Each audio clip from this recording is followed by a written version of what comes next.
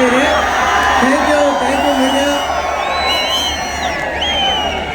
Song ತುಂಬ ಚೆನ್ನಾಗಿ ಬಂದಿದೆ, ಸಿನಿಮಾ ಕೂಡ ಅಷ್ಟೇ ಚೆನ್ನಾಗಿ ಬಂದಿದೆ. ರೈತರು ಬೇಸ್ ಸಿನಿಮಾ ಅಂದರೆ ಕೇಳೋಂಗಿಲ್ಲ, ಚೆನ್ನಾಗಿರುತ್ತೆ. ಆ್ಯಕ್ಚುಲಿ ಏನೇನೋ ಮಾತಾಡ್ಬೇಕು ಅನ್ಕೊಂಡು ಏನೋ ಅದಕ್ಕೆ ಹೇಳೋದು ಸ್ಟೇಜ್ ಅಷ್ಟು ಪವರ್ಫುಲ್ಲು ಅಂತ. ಬಟ್ ಒಟ್ಟಲ್ಲಿ ಒಂದು ಅದ್ಭುತವಾದಂಥ ಹಾಡನ್ನು ಬರೆದಿದ್ದೀರಾ. ಇವತ್ತು ಆ ಹಾಡನ್ನ ನಾವೆಲ್ಲರೂ ವಿಟ್ನೆಸ್ ಮಾಡಬಾರ್ದು.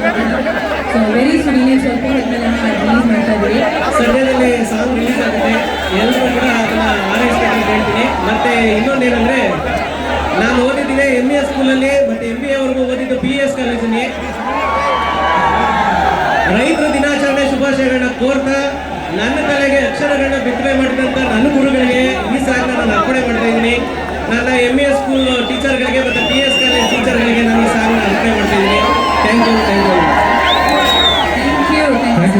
So much. ಇನ್ನು ಗಣೇಶ್ ಹಂಪಿ ಅವರು ಕಥೆ ಇವ್ರದೇ, ರಚನೆ ಕೂಡ ಇವ್ರದೇ. ಸರ್ ಹೇಳಿ ಸರ್, ಹೇಗೆ ಕ್ರಿಯೇಟ್ ಆಯಿತು ಸರ್ ಈ ಒಂದು ಬಂತಕತೆ, ಹೇಗೆ ಶುರುವಾಯಿತು ಸರ್? ಅಲ್ಲ, ಬಾಸ್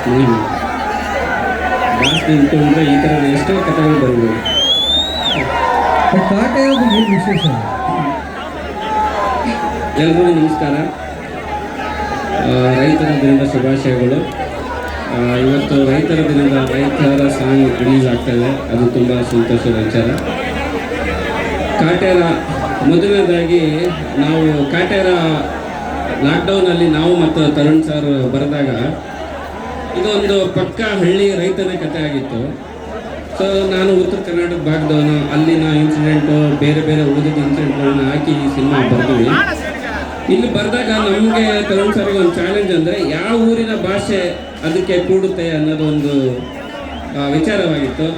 ತುಂಬ ಉತ್ತರ ಕರ್ನಾಟಕ, ಮಂಗಳೂರು ಬೇರೆ ಬೇರೆ ಭಾಷೆ ಹಾಕಿ ನೋಡಿದ್ವಿ, ಬಟ್ ಅದು ಮಂಡ್ಯ ಭಾಷೆ ಆ ಸಿನಿಮಾಗೆ ಕೂಡ್ತು. ಆ ಭಾಷೆ ಕೂತಾಗ ಆ ಸ್ಕ್ರಿಪ್ಟ್ ವ್ಯಾಲ್ಯೂವೇ ಬೇರೆ ಲೆವೆಲ್ಗೆ ತಗೊಂಡೋಯ್ತು. ಆ ಡೈಲಾಗ್ಸ್ ಹೇಳಿದಾಗ ಅದು ಇನ್ನೊಂದು ಲೆವೆಲ್ಗೆ ತಗೊಂಡೋಯ್ತು. ಯಾಕಂದರೆ ಅದು ಒಂದು ನೇಟಿವ್, ಅವ್ರ ಬಾಯಲ್ಲಿ ಈ ಭಾಷೆ ಬರೋದೇ ಬೇರೆ ಒಂದು ಕಿಕ್ ಸಿಗುತ್ತೆ, ಮತ್ತು ಅದು ಅರ್ಥಗರ್ಭಿತವಾಗಿರುತ್ತೆ. ನಾನಂತೂ ಎಡಿಟಿಂಗಲ್ಲಿ ಇದರಲ್ಲಿ ನೋಡಿದಾಗ ಭಾಷೆಯಲ್ಲಿ ಈ ಮಂಡ್ಯ ಸ್ಲ್ಯಾಂಗನ್ನು ನೋಡೋದೇ ಒಂದು ಬೇರೆ ಲೆವೆಲ್ ಇದ್ದು.